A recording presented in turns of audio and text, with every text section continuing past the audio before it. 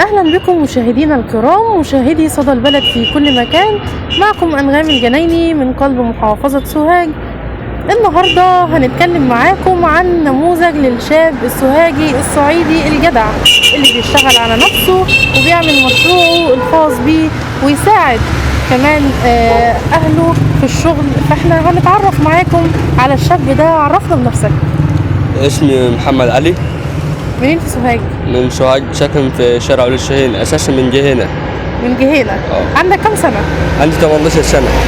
طب كلمنا بقى، احنا عايزين نعرف انت اشتغلت في الفطير ده من امتى؟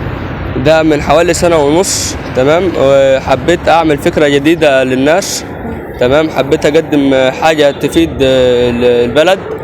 تمام. وحبيت اشتغل على نفسي اكتر، ما اكونش مثلا قاعد مثلا مش بفكر مثلا عايز افكر اعمل حاجة جديدة. تمام.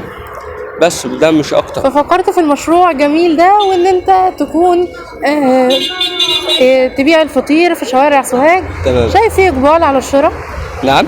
شايف فيه اقبال على الشراء؟ تمام. كويس ماشي. كويس يعني. مش انت اشتغلت وانت عندك كام سنة؟ انا من وانا عندي 12 سنة بشتغل. وانت عندك 12 سنة؟ 12 سنة. ايه اول شغل اشتغلته؟ اول حاجة كنت ببيع عصاير في رمضان. عصاير؟ بعد كده هو اللي هو تمر وصوبيا وكده؟ تمر وصوبيا وبوظة والكلام ده. حلو خالص.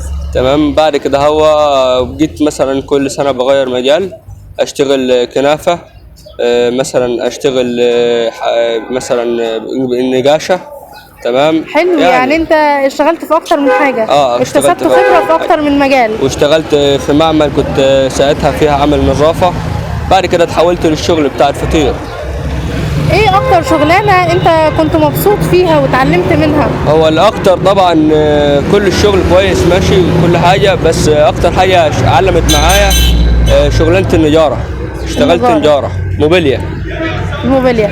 شايف ان شغلتك في الموبيليا هي مربحة اكتر؟ ايوه. طب سبت ليه شغلك في الموبيليا؟ هو اتقفلت الورشة بعد كده. هو الورشة اتقفلت؟ الورشة صاحبها قفلها، وبعد كده هو رحت راجع سوهاج تاني عشان هي كانت في البلد. ففكرت في مشروع عشان اعمله افيد بيه البلد، وبرضه ابقى شغال على نفسي، برضه ما ابقاش قاعد على حالي. يومك بيبدأ من الساعة كام كده؟ من الساعة 9. من الساعة 9 الصبح. وممكن يخلص على الساعة كام؟ يعني 8 مثلا، على بعد العشاء اكون مشطب كل حاجة. تكون بتخلص كل حاجة من بعد كل العشاء؟ حاجة ان شاء الله. ما شاء الله. اتعرضت للتنمر؟ نعم.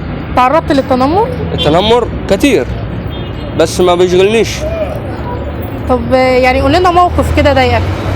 يعني مثلا في ناس مثلا يعني مش عاجبها مثلا مشروع، او مش عاجبها مثلا اسعار الحاجه، فبتعلق تعليقات. بتعلق تعليقات مش كويسه، بس برضه ما بيهمنيش. ما بتحطش في دماغك وبتشتغل على نفسك؟ ما بشتغل على نفسي بس مش اكتر، لان كل ما حد يقول لي كلمه وتاثر معايا بعد كده مش هعمل حاجه. صح. مش هعمل اي حاجه. صح. كل ما هتهتم لامر الناس وتهتم بارائهم لا مش هعمل اي حاجه. فانا خليني لو انا عارف نفسي صح امشي زي ما انا.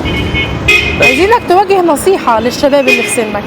احاول اخليهم يشتغلوا على نفسهم اكتر، ما حدش مثلا يكون مفكر في فكره حلوه، يفكر اللي عنده فكره تفيد البلد يعملها، ما يشتغل على نفسه اكتر، ما يبقاش قاعد كده هو وساكت خلاص. انت بتدرس؟ بدرس تانية ثانوي. تانية ثانوي. صناعي. ايوه. نفسك تبقى ايه؟ والله انا عايز اكمل تعليمي معهد وابقى دكتور تحاليل ان شاء الله. باذن الله ان شاء الله. ربنا يوفقك. مشاهدينا الكرام، زي ما حضراتكم شايفين شاب سوهاجي اشتغل على نفسه اكتر، وحب ان هو يعتمد على نفسه ويطلع بمشروع خاص بيه هو في سوهاج. فعمل عربية الفطير الحلوة اللي حضراتكم شايفينها دي. كلمنا عن اقبال الناس على الشراء في يومك. شايف ان الاقبال كثيف ولا متوسط؟ لا هو الحمد لله متوسط يعني، بس ما فيش حد بياخد اكتر من رزقه. الحمد ربنا لله. يوسع رزقك، ربنا يوسع وانت رزقك. شاب مجتهد وان شاء الله ربنا ان هيكرمك. شاء الله. هو فكره برضو الاستاذ احمد عبيد، هو ده التورسيكل بتاعه، وانا شغال معاه بساعده مش اكتر. هو جوز عمتي برضو. جوز عمتك. انت جوز اشتغلت معاه قبل كده؟ اشتغلت معاه، هو برضو عامل العصاير دي اشتغلت معاه، وباع كنافه برضو اشتغلت معاه. في شغلانه كتير، بس بنساعدوا بعض.